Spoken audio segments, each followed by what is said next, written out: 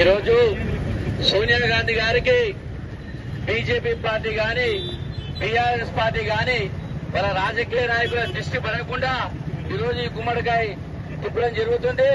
ఎందుకంటే ఆమె తెలంగాణ ఇచ్చిన తల్లి ఈ రోజు వరకు కూడా ఎటువంటి పదవులు ఆశించకుండా ఆమె చేసిన సేవ తెలంగాణ చేసిన సేవను మరవలేం కనుక ఆమె బీజేపీ మరియు బీఆర్ఎస్ నాయకుల దృష్టి పడుతుందని తెలుసుకొని మరి రోజు గుమ్మడికాయ యొక్క ఈ కార్యక్రమం ఏర్పడడం జరిగింది.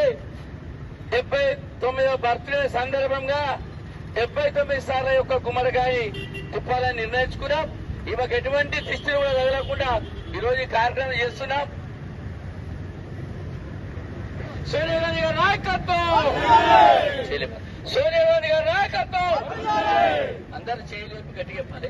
సోనియా గాంధీ గారి నాయకత్వం, సోనియా గాంధీ గారి నాయకత్వం, సోనియా గాంధీ గారి నాయకత్వం, కాంగ్రెస్ కాంగ్రెస్, రేవంత్ రెడ్డి గారి నాయకత్వం, రేవంత్ రెడ్డి గారి నాయకత్వం, మహేష్ కుమార్ గారి నాయకత్వం, మహేష్ కుమార్ గారి నాయకత్వం. జై సోనియా, జై సోనియా.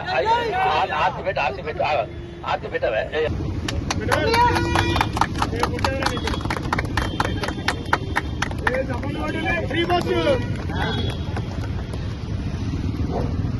సోనియా గాంధీ గారి నాయకత్వం, సోనియా గాంధీ గారి నాయకత్వం, సోనియా గాంధీ గారి నాయకత్వం, రేవంత్ రెడ్డి గారి నాయకత్వం, రేవంత్ రెడ్డి గారి నాయకత్వం.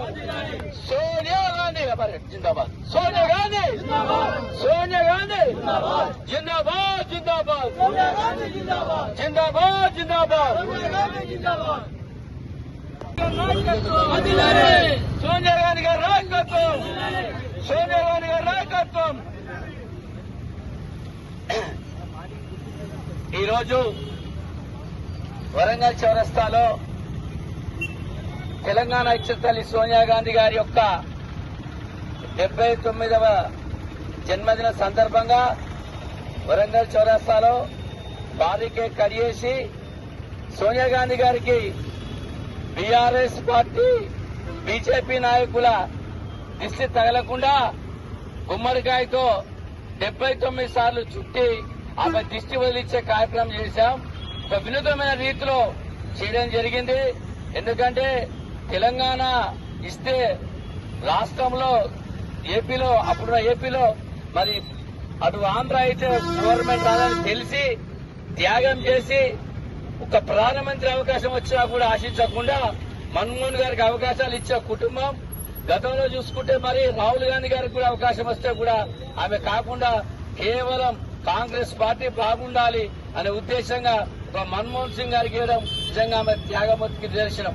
అటువంటి త్యాగమూర్తికి ప్రతిపక్షాలు కేంద్ర ప్రతిపక్షం ఒక నజర్ పడుతుందనే ఉద్దేశంతో ఈనాడు పెద్ద ఎత్తున ఈ యొక్క కార్యక్రమం చేయడం జరిగింది.